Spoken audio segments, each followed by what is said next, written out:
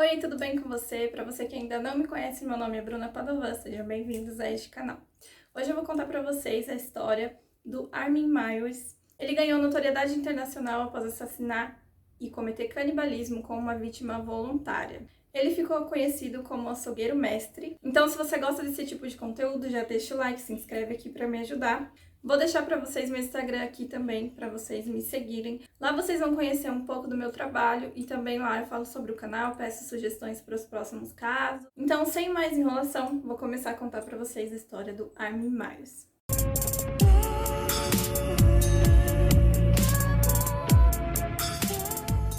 Armin Myers, ele nasceu no dia 1 de dezembro de 1961 e ele trabalhou como técnico de informática. Ele nasceu em Kassel, na Alemanha. Então, como eu falei para vocês, ele ficou conhecido como açougueiro mestre porque ele assassinou e cometeu canibalismo com uma vítima que ele encontrou na Deep Web e essa vítima, ela se voluntariou a isso. Agora eu vou contar para vocês um pouco da infância dele. Durante toda a sua infância, ele sempre foi muito sozinho, ele se achava muito incompreendido, muito solitário.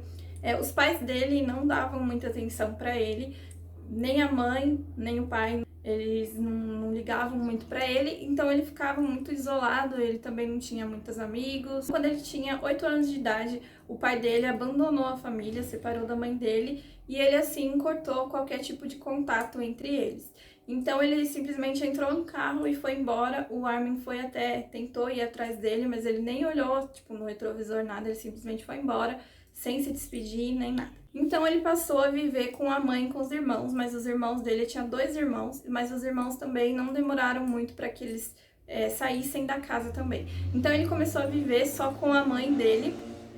Ela era muito dominadora, controladora, ela não desgrudava dele um segundo, ela não deixava ele fazer nada, ela não dava nenhum carinho, atenção, ela ficava brigando com ele, tinha hora, ela ficava chamando ele de inútil, ela proibia ele de ter amigos, ela controlava muito ele, não desgrudava nenhum segundo dele, ela sempre estava ali em cima dele, não deixando ele fazer nada, ou vendo tudo que ele fazia. E ela se casou 3 vezes, nessas 3 vezes, os 3 maridos abandonaram ela também, por causa da personalidade dela. Depois que o pai dele abandonou ele já ficou muito traumatizado por conta do pai ter abandonado, né, sem simplesmente falar nada, e aquilo chocou muito ele, e também pelo lado da mãe. Ele sentia que ele não tinha ninguém para desabafar, para contar o que ele estava sentindo, enfim. Por conta disso, ele criou um irmão imaginário chamado Frank. Tipo, ele desabafava tudo aquilo que ele não desabafava com os pais, não desabafou com os pais. Ele desabafava com esse irmão imaginário e ele sentia que esse irmão era muito próximo dele, porque assim ele poderia contar tudo o que ele quisesse, ele teria alguém para não se sentir mais tão sozinho como ele se sentia. Ele sempre mostrou interesse pelo lado canibal, desde já de criança. Então, ele mesmo falou que esse irmão imaginário, ele compartilhava já os segredos e as vontades que ele tinha. O Frank se tornou para ele uma rota de fuga, até mesmo pela mãe dele. Ele achava que o Frank era o único que compreendia ele, que poderia compreender ele. Quando ele tinha 12 anos, tipo, cada vez esses desejos canibais iam ficando mais fortes, sabe? Desde criança ele tinha, cada vez ia se agravando mais. Tinha 12 anos de idade, ele já tinha esses pensamentos canibais com pessoas próximas dele. E ele achava que, talvez até uma tentativa de fugir dessa solidão que ele sentia, ele achava que se ele cometesse canibalismo, ele estaria se juntando com a pessoa para sempre. Tipo, a alma da pessoa estaria junto com ele, sabe? Tipo, numa tentativa de ficar mais próximo, era isso que ele achava. Já no julgamento dele, o pai dele disse que ele era um menino educado, comportado, mas que já desde criança ele tinha esse desejo. E ele ficou muito obcecado já desde cedo pela história de João Maria, que vocês sabem que é aquela história que tem aquela bruxa canibal. E a bruxa pega o dedo do menino e fica vendo se tá gordinho. Ela fala que ela quer engordar o menino para poder comer ele depois. Então ele ficou obcecado, principalmente, né, por essa parte da história. Da infância para adolescência, teve até um vizinho próximo, Teve até um vizinho que chegou a perguntar para ele se ele tinha vontade de se casar, porque ele sempre estava sozinho, então começaram a a meio que tipo, ué. Então ele foi questionado se ele tinha vontade de se casar e tal. E ele falou que sim, que ele tinha vontade de se casar, mas que ele só poderia se casar depois que a mãe dele morresse, porque ela não iria permitir. Pra adolescência dele, ele também costumava comprar bonecas e ele desmembrava o corpo das bonecas e ele escondia depois para que a mãe dele não achasse. Ele começou a trabalhar no exército e lá ele já tinha relações com os colegas de trabalho, relações homossexuais. A mãe dele continuava ali em cima dele. Teve uma vez que ela arrumou um encontro com ele, dele e de uma garota, e ela foi junto no banco de trás do carro. Tipo, pensa o nível, né? Na fase da adolescência, ele já era bissexual, ele sempre frequentava lugares que tinham prostitutas. Até que em 1999 a mãe dele faleceu de câncer, parece que era um câncer na cabeça. E ela deixou a mansão onde eles moravam para ele como herança, né? Então ele passou pela primeira vez na vida dele a ser completamente sozinho, sem a vigilância da mãe dele, sem qualquer tipo de relacionamento. Pela primeira vez ele estava totalmente sozinho. Foi a partir daí que ele resolveu se dedicar aos desejos canibais que ele já tinha, tipo, durante toda a sua vida praticamente. Ele construiu um santuário dentro da casa e, segundo os policiais, lá tinha até um manequim de plástico que ele considerava, tipo, companhia dele. Vai saber, tipo, se aquele manequim ele não achava que era Frank. Enfim, segundo o que eu pesquisei, a casa também era muito bagunçada, tipo, aonde ia tinha coisa jogada pelos cantos. Ele também queria muito fazer uma loja de computadores, porque ele era técnico de informática, né? Então ele até chegou a comprar alguns computadores e tal, então, mas ele não seguiu adiante disso. Então ele simplesmente jogou tudo lá para um canto e deixou lá tudo jogado. E a casa era muito grande, a casa tinha tipo mais de 30 cômodos. Como ele estava completamente sozinho, isolado, ele começou a assistir filmes adultos e aonde esses filmes continham sadomasoquismo, tipo, eram sempre filmes que sempre tinham muita tortura. A partir daí ele começou a entrar nos sites que falavam sobre canibalismo, então cada vez ele estava mais fissurado naquilo, até que ele encontrou os sites que ele achou a vítima voluntária. Começou a contar os detalhes das vontades que ele tinha, os interesses canibais que ele tinha. Não demorou muito para que ele fizesse um anúncio procurando uma vítima para ser morta e consumida. No início, ele disse que mais de 200 pessoas responderam para ele, tipo, interessadas, né, em ser consumidas. Nesse anúncio ele dizia: estou procurando um homem entre 18 a 40 anos, que seja bissexual, que esteja disposto a ser morto e consumido. Mesmo que vários responderam, tipo, a maioria desistiu porque eles sabiam que era um caminho sem volta, que eles seriam mortos, então eles não estavam tão dispostos a isso, né? O último homem a responder era Brent. Eu não sei pronunciar os nomes porque é tudo em alemão, então eu vou falar Brent, tá? Então vocês já sabem que é esse homem. Brent também era bissexual, ele tinha 43 anos, ele era engenheiro e ele também teve uma infância muito infeliz. Parece que ele perdeu a mãe muito cedo também.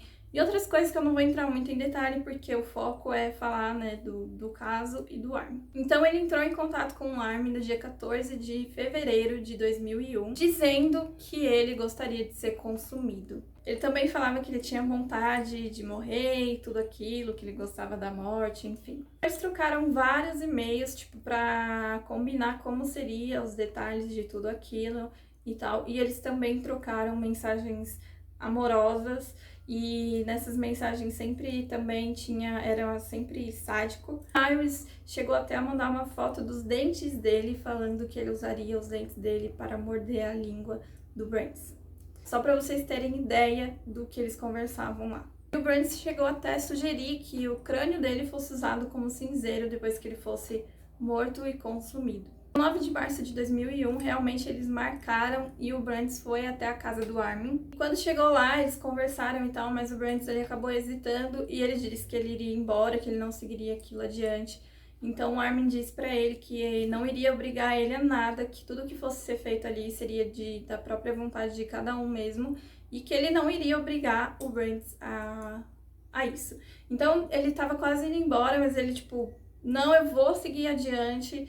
E ele tomou, tipo, muitos remédios pra dor, ele tomou muito uísque, tomou várias coisas aí pra que ele, tipo, dormisse, não sentisse tanta dor. O Burns pediu pra que o Armin mordesse o órgão genital dele. E o Armin, ele até tentou mesmo, só que, tipo, não teve sucesso, claro. Então ele pegou uma faca e terminou de desmembrar o órgão genital dele. Tentaram comer cru, mas segundo eles era muito duro, então eles tentaram até fritar. O Armin tentou fritar com sal, pimenta e alho, mas mesmo assim, tipo, eles viram que não ia dar pra consumir porque era muito duro, então o Armin acabou dando pro cachorro dele. Depois disso, o Brands ficou sangrando muito. Toda hora, tipo, ele perdia a consciência, voltava, perdia a consciência e voltava. Segundo o Armin, tipo, parecia que era uma fonte de sangue. Tipo, tanto sangue que ele tava perdendo. Levou o Brands pra banheira, onde ficava lá um quarto que ele tinha feito.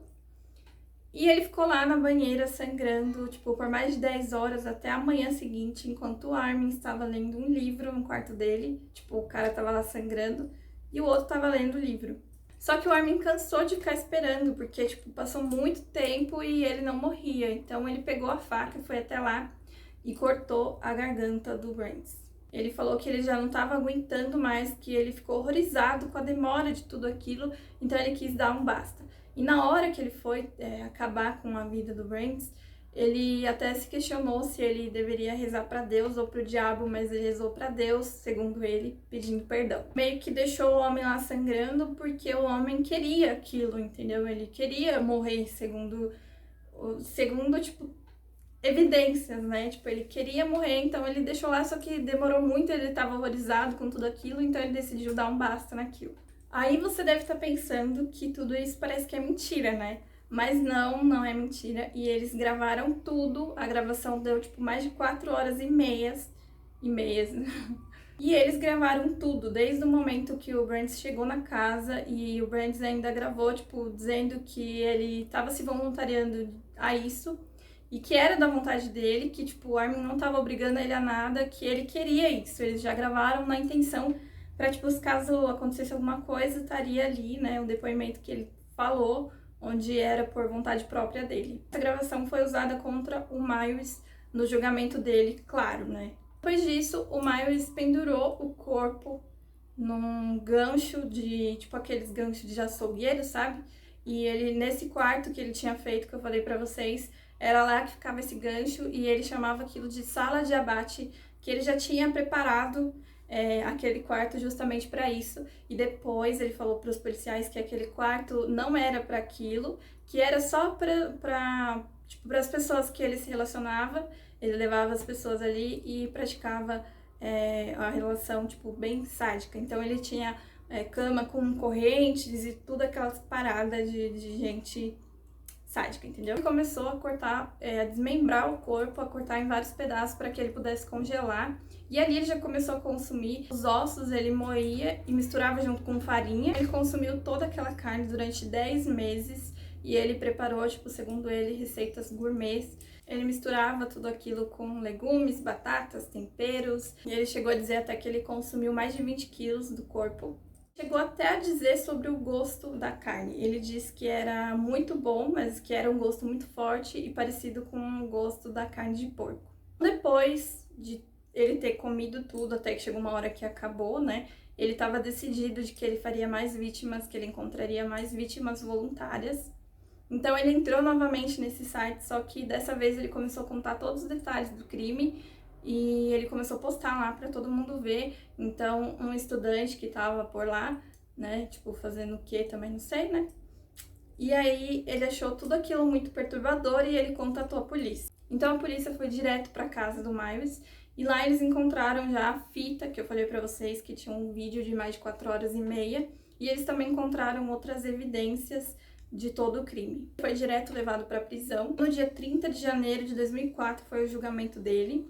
Ele confessou tudo, né? Ele admitiu a culpa e ele foi condenado a 8 anos de prisão. Ele alegou que estava arrependido, disse que ele estava doente naquela época, que ele precisava de tratamento, porque aquilo era um problema, né, que ele estava passando, que ele deveria ter buscado ajuda, mas ele não quis. Ele ainda afirmou que na Alemanha existe mais de 800 pessoas que são canibais, que já comeram alguém. E ele também diz que ele torce para que as pessoas que se sintam como ele, que sintam essa vontade de canibalismo, que elas procurem ajuda e que elas não cometam o mesmo erro que ele cometeu. Uns documentários na intenção de desencorajar as pessoas a cometer o mesmo ato que ele.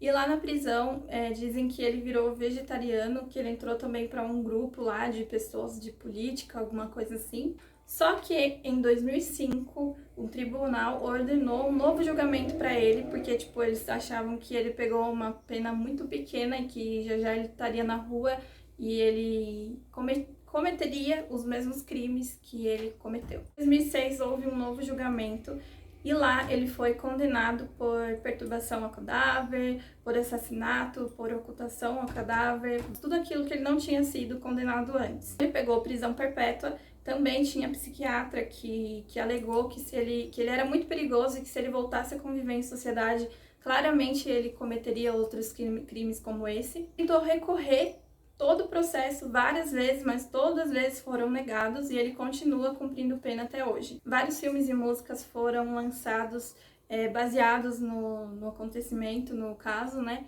E se vocês tiverem interesse, vou deixar aqui na descrição para vocês. É isso, chegamos ao fim do caso. Espero que vocês tenham gostado. E se gostou, já sabe, deixa o like aqui para me ajudar.